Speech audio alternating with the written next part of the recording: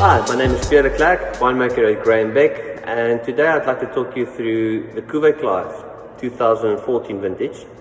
The Cuvee Clive is at the pinnacle of our portfolio, and as such we have a complete carte blanche approach when it comes to the decision making of what should go into the final blend of this Classique.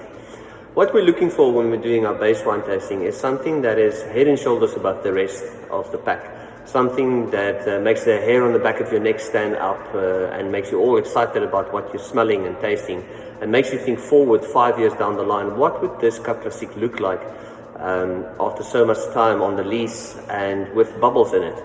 And if you can think that way and you feel that this is something really spectacular, then that is what we will choose to go in. Now that means year after year it might be a completely different blend. It might be Pinot Noir driven, it might be Chardonnay driven, it might be only one of the two cultivars, it might be wooded or unwooded.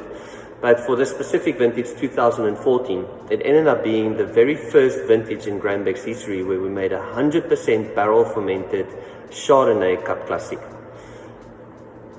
Now, in 2014, we had a few very beautiful components, as it was a fantastic year, lots of sunshine, good acidity, and we felt that the fleshiness and the beautiful ripe aromatics of the Robertson Chardonnay from one of our vineyard plots called Block 14 Chardonnay was extremely well complemented by a single vineyard in Darling, which gave a beautiful acidity and some great length to the final blend.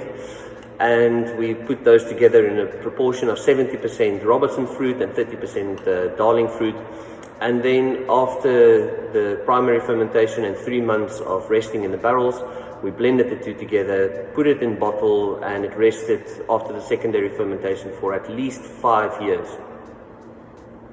Now what it resulted in is a very powerful yet elegant and well balanced wine with a great ripe peach, ripe citrus aromatics on the nose, a little bit of toasted almonds from the barrel fermentation, and a little bit of spiciness as well. If you let it stand open for a while, it will develop a little bit of floral characteristics, and some red apple fruit will also come to the fore.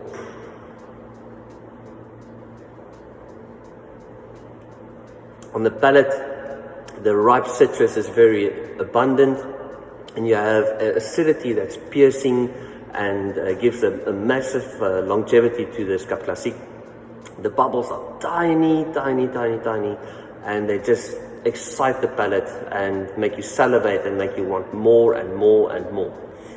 So for those of you who are looking for something to celebrate, and celebrate with something quite special, once the lockdown is finished, go out and get some Cuvee Clive and celebrate your freedom, celebrate the fact that you made it out, celebrate your sanity.